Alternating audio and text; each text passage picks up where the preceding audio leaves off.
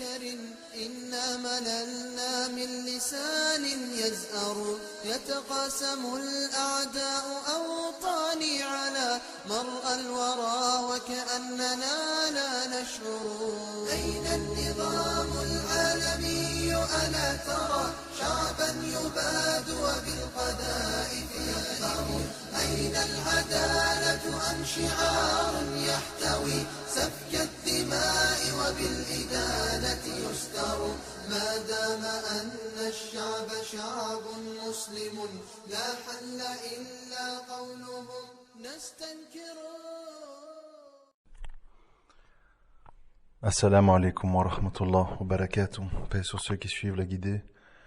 Paix et bénédiction sur le prophète sallallahu alayhi wa sallam, sur ses compagnons, ses amis, sa famille, ainsi que sur tous ceux qui le suivront de bonne foi jusqu'au jour du jugement.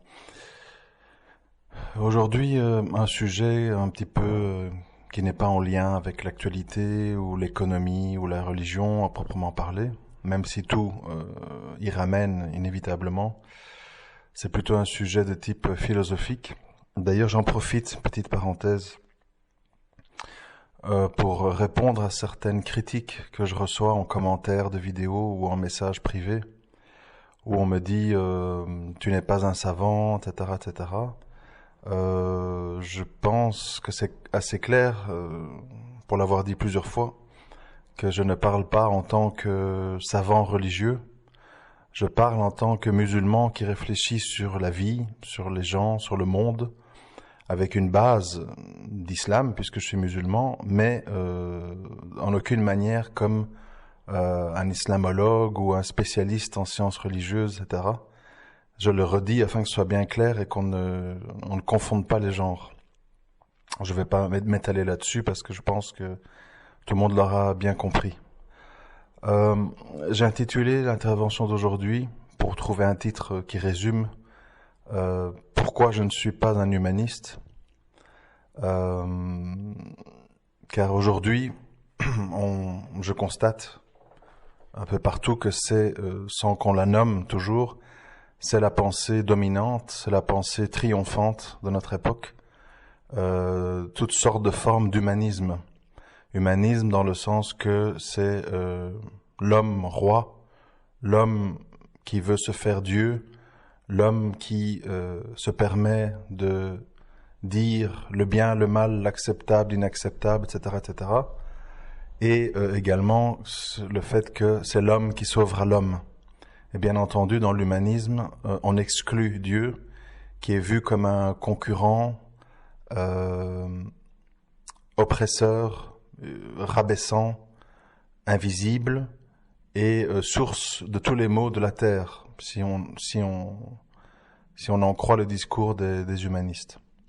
Alors, pourquoi, comme vous le savez, quand je dis quelque chose, c'est toujours basé sur une réflexion très profonde et très longue, mais que je résume au maximum dans ces audios, des réflexions qui sont construites sur 30 à 35 ans de réflexion, d'expérience de vie, d'observation, d'analyse. Et quand je dis que je ne suis pas humaniste, et pourquoi, je vais essayer ici de l'expliquer. Alors, il faudrait pas mal me comprendre, le but de ce message n'est pas de pousser à la dépression ou au pessimisme, mais plutôt au réalisme et à, on va dire, se remettre les idées en place. Parce que je pense que c'est important dans la vie, pour ne pas se tromper, pour ne pas suivre de fausses pistes, pour ne pas suivre de faux espoirs, d'avoir une vision réaliste des choses. Car chaque fois qu'on ne le fait pas, on est destiné tôt ou tard à devoir affronter d'immenses déceptions et d'immenses souffrances. Alors, ces réflexions ont commencé pour moi très jeune, on va dire 8, 9, 10 ans, se sont amplifiées à l'adolescence et prennent leur source dans l'observation des gens qui m'entouraient. Mon père, ma grand-mère, mon grand-père, etc., etc.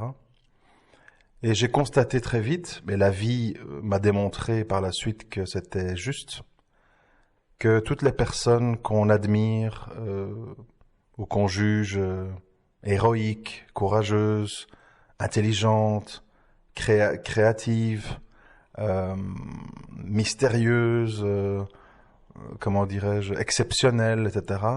Une fois que on creuse, une fois qu'on connaît plus en profondeur, on constate que on s'est trompé. On s'est trompé, pourquoi? Parce qu'on s'est illusionné. Pour donner quelques exemples, parce que c'est toujours plus facile de me comprendre à travers des exemples, j'écoutais, quand j'étais jeune, les récits de mon grand-père, qui était un agronome au Congo, en Afrique, qui à l'époque était une colonie belge.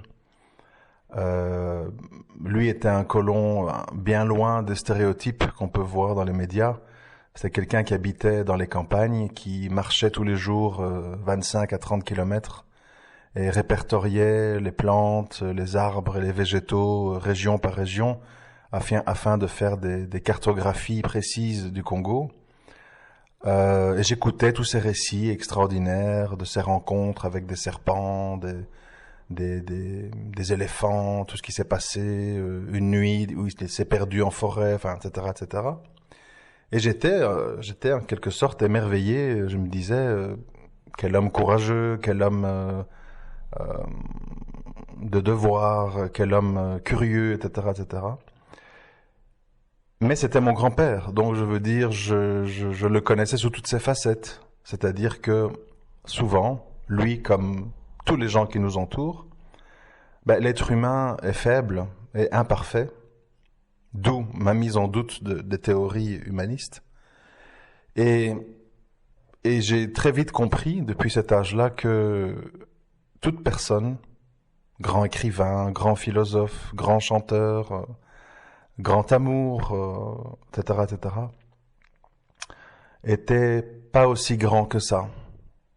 Pour une raison simple, c'est que j'ai compris à un moment donné que l'être humain, dans tout ce qu'il fait, même de plus héroïque, de plus extraordinaire, de plus humanitaire, cachait souvent indirectement ou directement, ça dépend, des choses plus basses, plus viles, plus banales, plus prévisibles normalement. C'est-à-dire que l'être humain, à un moment donné, on se rend compte que ce qui le motive à être gentil, à partager, à instruire, à inventer, à écrire, etc., etc., sont des choses qui ne sont pas si, comment dirais-je, si éblouissantes ou si idéales qu'on pourrait le penser. Derrière tout ça, il y a souvent, pour ne pas dire toujours, de l'orgueil, des complexes d'infériorité qu'on veut vaincre, de l'opportunisme, des intérêts, etc., etc. Et c'est pour ça qu'à un moment donné, je suis sans doute pas le seul, évidemment, les gens qui font ce constat comme moi sont un petit peu voués à vivre une sorte de solitude. Solitude dans leurs amitiés, dans leurs amours, dans leurs connaissances, parce que ils ont compris, comme je l'ai compris, que l'humain est ce qu'il est. C'est-à-dire que moi, je ne jette pas la pierre, je ne me moque pas, je ne critique pas, et je m'inclus dans ce jugement. Quand je m'auto-analyse, quand je m'auto-observe, je me dis, oui, t'as certains côtés qui sont bien, t'as certains côtés qui sont intéressants, mais il y a toutes sortes d'autres côtés où il y a de quoi avoir honte de soi-même par rapport à nos péchés, nos lacunes, nos peurs, nos manquements, nos impatiences, etc., etc. Et une fois que on voit tout ça, on commence à voir les relations humaines sous un autre angle. On comprend que finalement, une maman qui a l'air de beaucoup aimer son fils, l'aime en apparence pour des raisons qui ne sont pas toujours liées à de l'amour. C'est lié à des instincts, c'est lié à des calculs, c'est lié à des troubles psychologiques qu'on veut vaincre ou qu'on veut combattre à travers ses enfants. De même, quand on parle d'amour, sujet plus sensible, quelqu'un comme moi, on est inévitablement déçu. Déçu parce que l'humain, comme je l'ai dit, est faible et changeant et lunatique. La personne qui est prête à mourir pour vous un jour se retrouve face à vous le lendemain avec de la haine et des avocats et des reproches. La personne qui partage votre vie intime, vos nuits, votre peau, votre odeur, devient quelque temps après un étranger, une étrangère. Et c'est là qu'on comprend que l'humain n'est pas une valeur sûre. N'est pas une valeur sûre, mais pas toujours pour des raisons vicieuses ou des raisons, comment dirais-je, fondamentalement mauvaises, pour des raisons inhérentes à sa nature. C'est-à-dire que l'humain, ce qui le mobilise dans son désir d'être gentil, dans son désir d'être poli, dans son désir d'être prévenant, etc., ce sont inévitablement souvent des intérêts.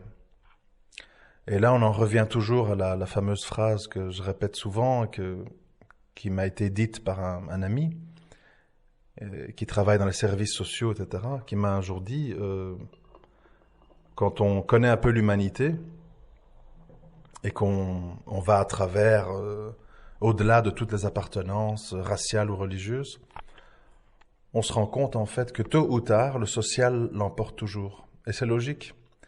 L'être humain ne veut pas souffrir. L'être humain ne veut pas être exclu. L'être humain ne veut pas être montré du doigt. L'être humain ne veut pas endurer des choses. L'être humain a peur du lendemain. L'être humain, inévitablement, et encore plus avec l'âge et l'expérience et les blessures, calcule, essaye de prévoir, d'anticiper, se méfie.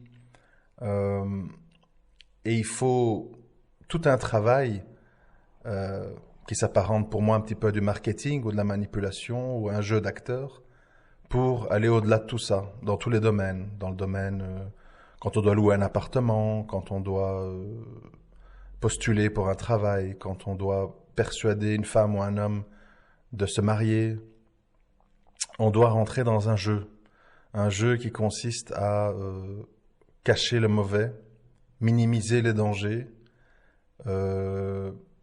cacher les faiblesses, les mauvais côtés, les défauts, et maximaliser tout ce qui fait partie du rêve, tout ce qui alimente et sécurise la personne qu'on a en face de soi. Alors, quand on veut louer un appartement, on parle de ses revenus, on parle de son expérience, on parle de sa stabilité, on parle de son désir de rester au même endroit le plus longtemps possible, on parle du fait qu'on est soigneux, qu'on est propre, on parle de toute une série de choses qui vont permettre de mettre le propriétaire à l'aise et de vouloir signer un contrat avec vous. Et c'est comme ça pour tout le reste. En fait, la vie et les rapports humains sont toujours délimités en filigrane, c'est-à-dire en sous-main, indirectement, par toute une série de jeux. Des jeux qui peuvent s'apparenter à une partie de poker. On fait semblant, on ment, on exagère, on amplifie, etc., etc., de façon à mettre l'autre dans une situation où il est accessible au niveau de ses sentiments, au niveau de ses décisions, au niveau de son envie d'aider, de participer, etc. Et ça, évidemment, quand on s'en rend compte, moi je m'en suis rendu compte assez jeune, c'est pas facile à vivre parce que l'être humain est une créature sociale. Comme je l'ai dit, je pense plusieurs fois, c'est pas facile d'affronter la solitude, c'est pas facile de vivre en marge de la société, dans le célibat ou dans le divorce ou dans le veuvage. C'est pas facile de vivre dans un espèce de rejet ou d'incompréhension vis-à-vis de ses proches, sa famille, ses frères, ses sœurs, père, mère. Et donc, évidemment, ça demande une personnalité et une âme très solide, très construite pour affronter ça. Et comme la plupart des gens ne sont pas armés, ceci vous explique pourquoi les gens un petit peu extraordinaires ou un petit peu, on va dire, qui sont en dehors du cortège des moutons, de la populace, les bestiaux, pourquoi ces gens souffrent. Ils souffrent et ça a comme conséquence l'alcoolisme, l'addiction aux drogues, les médicaments, l'écriture compulsive, le désir de reconnaissance, le désir de partager, pour vaincre en fait cette frustration, cette tristesse en fait, la tristesse de réaliser que l'humain, c'est l'humain, c'est-à-dire que la plupart des humains sont mobilisés par des sujets très primaires. La plupart des êtres humains ont leur attention occupée à 95% par des sujets pas très fantastiques. L'argent, les passions, l'amusement, les voyages, etc., etc. Et donc les gens qui sont un petit peu au-delà de tout ça, les gens qui ont surpassé ce niveau-là, qui ont, comme on dit, arraché plusieurs voiles, se retrouvent souvent bien seuls. Et inévitablement, ces gens ne peuvent pas, même s'ils ne sont pas musulmans, ne peuvent pas se revendiquer être des humanistes. Parce que pour être humaniste, moi j'aime bien prendre l'exemple de la génération mai 68, un petit peu hippie, on vit en communauté, on partage tout, on n'est pas jaloux, on essaye de casser tous les codes des anciens qui étaient très traditionnels, très prévisibles, très routiniers, voire embêtants. Ça a été ça en fait mai 68. À nouveau, c'est-à-dire que toute cette génération-là, à l'épreuve du temps, à l'épreuve des maladies, à l'épreuve des déceptions, sont devenus bien souvent pires que leurs parents. Alors qu'ils ont tout rejeté, ils ont rejeté le monde de l'argent, ils ont rejeté les possessions. C'était une époque où les gens se baladaient avec des fleurs dans les cheveux, dans des 2 chevaux, ils allaient vivre à la campagne avec des chèvres. Ils se passaient leurs femmes et leurs compagnons les uns aux autres. Il fallait pas avoir de possession, il fallait pas emprisonner l'autre, etc., etc. Et puis au fil des temps, ces gens, ils ont vieilli et ils ont, comme tous les autres, eu peur de la solitude, peur de la maladie, peur de manquer d'argent, peur de ne pas avoir de logement. Et inévitablement, un petit peu comme un satellite autour de la Terre, ils se retrouvent tôt ou tard attirés par la force de gravitation. Par cette dunya, donc ce bas monde attire parce qu'elle tire sur des ficelles universelles qui sont tout ce que je viens de citer, la peur, l'envie, la possession, la jalousie, etc., etc. On a beau dire en théorie, on peut théoriser, c'est facile de dire j'ai besoin de rien, je veux pas de possession, j'ai pas envie d'être victime de l'amour que je porte à quelqu'un, commencer à surveiller ses textos, ses boîtes mail, le suivre, qu'est-ce qu'il fait, où est-ce qu'il va, à qui il parle. Je veux dire, c'est dans la nature humaine profonde d'être comme ça. Alors, évidemment, moi, quand j'entends des discours, maintenant on dit plus humanisme, ce n'est plus à la mode, on dit transhumanisme parce qu'on a inclus la science là-dedans pour dire que la science des hommes va sauver les hommes, hein, c'est un petit peu ça. Quand j'entends tout ça, moi je suis évidemment ultra sceptique, voire hostile, parce que je me dis, à nouveau, on veut nous faire croire qu'on va être raisonnable, qu'on va pas inventer des robots tueurs, qu'on va pas propager des robots sexuels, qu'on va pas utiliser des utérus artificiels pour mettre des embryons et les faire grandir artificiellement, qu'on va pas chercher à cloner des gens, etc., etc. Ils veulent toujours faire croire qu'il y a une espèce de barrière morale, de barrière du bon sens, qui va faire que l'humanisme va s'auto-encadrer et ne connaîtra pas de dérive. C'est évidemment faux parce que, comme je l'ai dit dans d'autres exemples plus tôt, on sait très bien que tôt ou tard, l'humain est attiré par le gain, est attiré par exploiter son prochain afin de s'enrichir, afin de se... C'est-à-dire, comment je peux vous expliquer ça? Dans les rapports humains, inévitablement, sauf les grands sages, les personnes vraiment qui ont vaincu leur ego, autrement dit pas grand monde, dans les rapports humains, l'intelligent, le manipulateur, le plus profond, le plus sournois, cède inévitablement tôt ou tard à son pouvoir qu'il a sur les autres. Quand un être humain remarque que il chante dans un stade et que 100 000 personnes scandent son nom, arborent des pancartes, des posters, des écharpes avec son nom, pleurent, veulent le prendre dans ses bras, répètent ses chansons avec lui, inévitablement, cet être humain qui est fait de chair et de sang et qui est malade et qui va aux toilettes et qui dort et qui va mourir, est transporté dans un monde artificiel. Un monde où il se dit « je suis exceptionnel, je suis nécessaire à la vie de ces gens, je suis une personne hors du commun, je suis une espèce d'homme roi, d'homme Dieu ».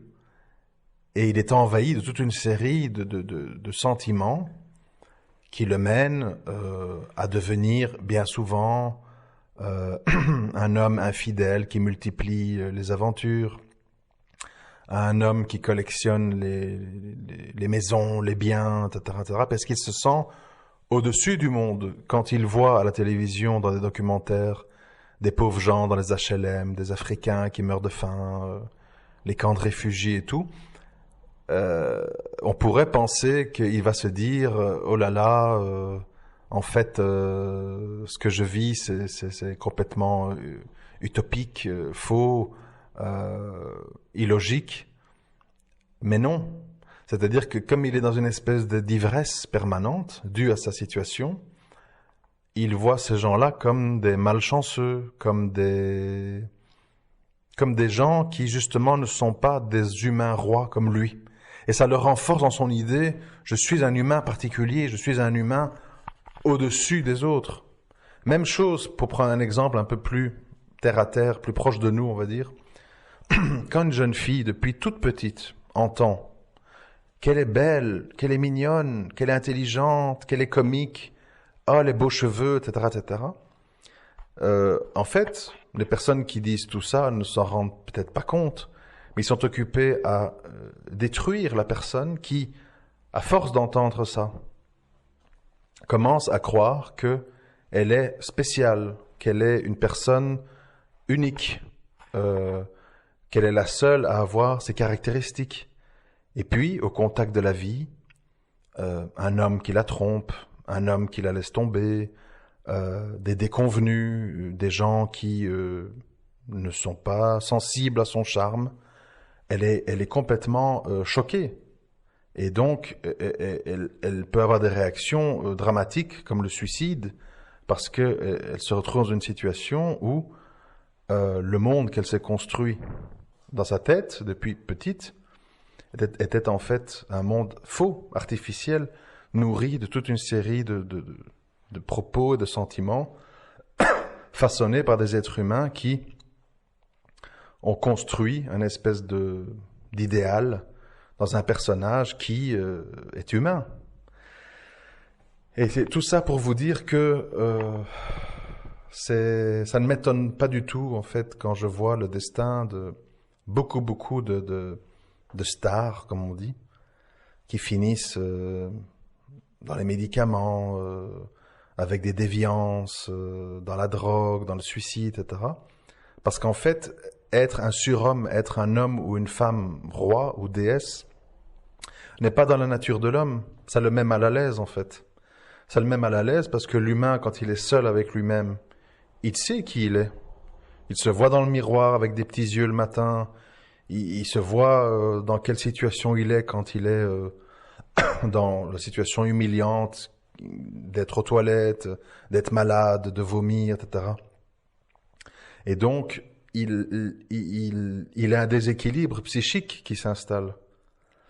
D'où le fait que dans les religions, dans l'islam également, bien sûr, surtout dans l'islam, je vais dire, il y a quand même une espèce d'apologie de ce qu'on appelle le jihad al-nafs, donc l'effort sur soi-même, l'effort sur son ego, sur son âme, afin de justement ne pas céder à ça pour laisser toute la place qui lui revient au Créateur des cieux et de l'univers.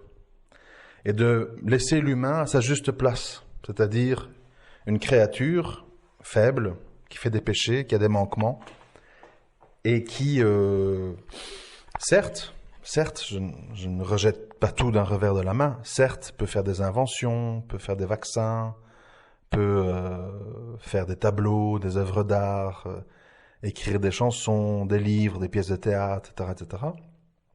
Mais, fondamentalement, tout humain est prisonnier de sa nature, c'est-à-dire un humain doit dormir 6 à 10 heures par jour, un humain doit manger, un humain doit faire de l'argent, un humain doit éduquer des enfants, un humain doit supporter au quotidien un autre être humain pour partager sa vie avec quelqu'un. Et donc, on ne peut pas vivre dans une espèce de cadre idyllique et enchanteur à la Disneyland comme ça, sans arrêt. Tôt ou tard, le miroir tombe et se brise. Et évidemment, plus on a été entretenu dans un mythe d'homme roi, d'homme dieu, d'homme parfait, plus la chute fait mal. C'est la raison pour laquelle c'est très difficile pour un chanteur, par exemple, d'arrêter. Parce que un chanteur qui ne produit plus de disques et qui ne fait plus de concerts ne reçoit plus cet influx de regards, d'âmes et d'ondes qui convergent vers lui. Il se retrouve tout seul avec madame, avec son enfant. Il faut l'amener à l'école, il faut nettoyer chez soi, il faut faire la cuisine, etc.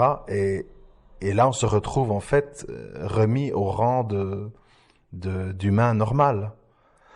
D'où le choc et la dépendance à produire de nouveaux disques, à faire de nouveaux concerts, à écrire un nouveau livre pour continuer à se rassurer, pour se dire « je suis un homme merveilleux, je suis un homme indispensable, je suis un homme dont les gens ont besoin qu'il existe ».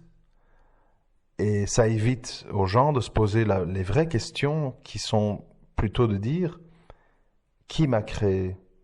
Dans quel but ? Pour faire quoi ?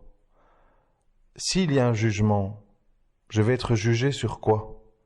Je vais devoir répondre à quelle question ? Et ça, évidemment, pas grand monde aime être confronté à ça. Parce que ça implique, évidemment, l'humilité, ça implique la remise en question, ça implique le fait de baisser les yeux, de baisser la tête, et d'accepter sa condition. Et vous le savez, je reviens aux amours parce que c'est quand même le summum de l'humanisme triomphant. Vous voyez souvent dans les films ou les séries ou autour de vous des dialogues du genre homme ou femme ont besoin d'être rassurés, c'est-à-dire dis-moi que je suis la plus belle, dis-moi que tu m'aimes, dis-moi qu'il n'y a que moi, ou l'homme qui a besoin de se sentir fort, viril, est-ce que ça t'a plu, est-ce que t'as aimé, etc. Parce que l'humain a peur d'être trompé, a peur de ne pas être à la hauteur, a peur d'être abandonné, a peur d'être blessé. Et donc cet humain, en aucun cas, ne peut être comme ça, triomphant, échappé à toutes sortes de faiblesses. Et tout ça pour dire que c'est très délicat, en fait, de vivre l'époque qu'on vit, parce que l'humain est tellement engagé à corps perdu dans la consommation, dans des espèces de cycles infernaux. Je me marie, je divorce, je fais des crédits, Mes enfants grandissent, ils se dressent contre moi, je les vois plus. Qu'est-ce que je vais devenir quand je serai vieux? Je serai tout seul. Bon, les gens sont embarqués dans un système de vie où en fait, ils découvrent tôt ou tard que tout ce qu'ils pensaient fiable, tout ce qu'ils pensaient durable, tout ce qu'ils pensaient éternel, l'amour, le lien avec les enfants, les parents, tout ça est périssable. Un jour les parents meurent, un jour les enfants font leur vie, ont leurs propres opinions, ont leurs occupations, n'ont plus le temps de venir vous visiter ou de s'occuper de vous. Eh ben, les amours, un jour ils finissent, ou un jour ils sont brisés par des bêtises, par des maladresses, et les gens se retrouvent tout seuls, après un divorce. Il y a la mort, on peut perdre quelqu'un dans un accident, dans une maladie. Et donc, ce que je veux vous dire pour conclure, c'est que on ne peut pas miser sur l'humain. On ne peut pas miser sur l'humain pour se sentir bien, se sentir compris, se sentir dans une espèce d'éternelle interaction bénéfique. Tout ça, ce sont des choses temporaires, très fragiles, et qui peuvent être sujettes de grosses déceptions si on n'a pas à l'esprit qu'on ne peut compter que sur le Créateur des cieux et de l'univers, qu'il n'y a que lui qui ne dort pas, qui est éternel, qui connaît les cœurs, qui connaît nos pensées secrètes, qui connaît nos faiblesses, et d'où l'importance d'espérer et de réclamer son pardon. Parce que pour le reste, vous savez,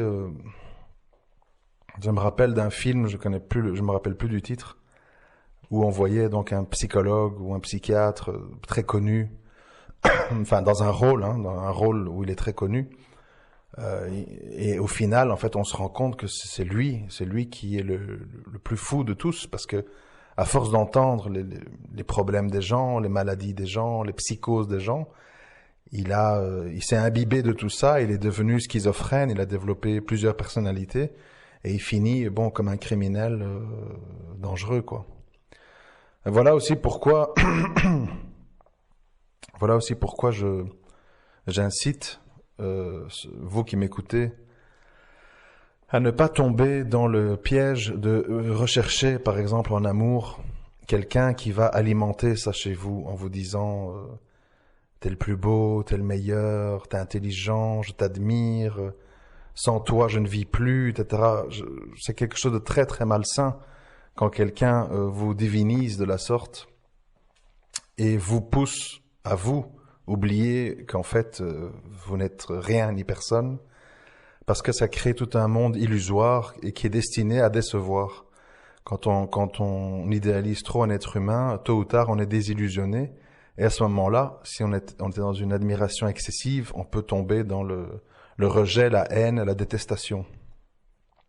C'est beaucoup plus sain, en fait, des relations apaisées, normales, qui sont plus stables dans le temps et qui sont basées plus sur une estime et un respect de l'autre que sur une espèce d'amour aveugle basé sur ton intelligence, ta voix, tes yeux, je sais pas quoi, qui sont en fait des choses qui sont tôt ou tard lassantes ou qu'on voit sous un autre angle parce que les choses de la vie changent.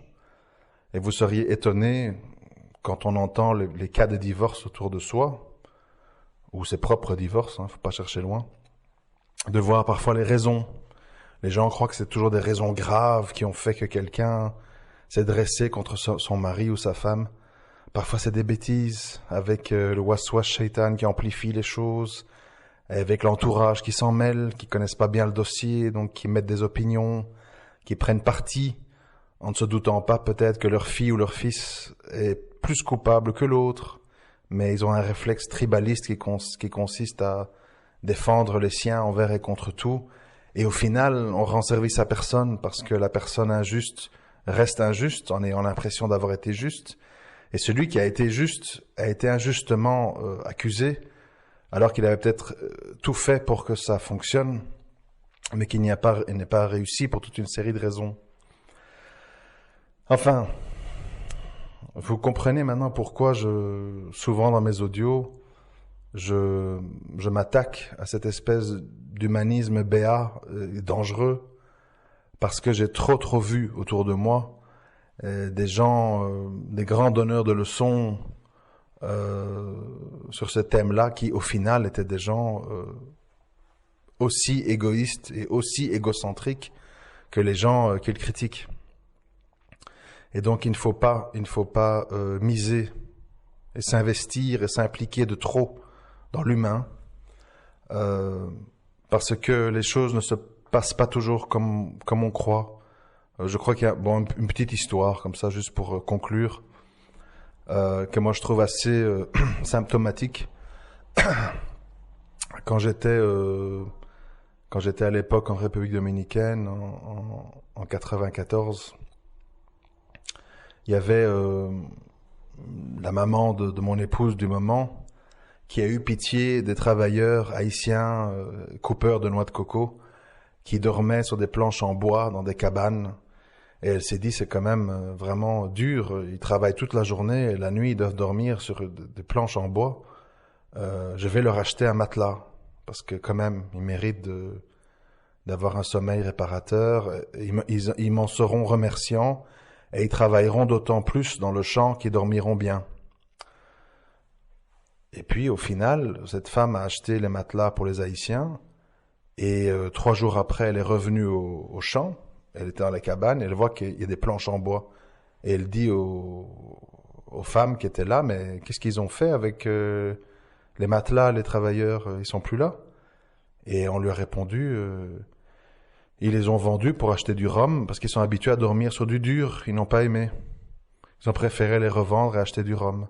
Ça, c'est l'humain, voilà. Donc, après, on peut crier au scandale, bande d'ingrats, etc. Non, c'était des humains. Je suis pas habitué au matelas. Je préfère dormir sur du dur. Ah ben, je le vends. Avec ça, je vais pouvoir m'arroser 2-3 soirées. Et voilà comment ça fonctionne. Et ça, c'est valable pour plein de choses. Voilà, je vais vous laisser ici. Je sais que c'est un petit peu complexe comme sujet. C'est un peu philosophique. C'est pas vraiment simple. Peut-être ça demandera une autre écoute qu'une écoute distraite si vous n'avez pas été concentré. Mais je pense qu'il y a quelques petites leçons à tirer, donc si ça peut être bénéfique, tant mieux, Inch'Allah.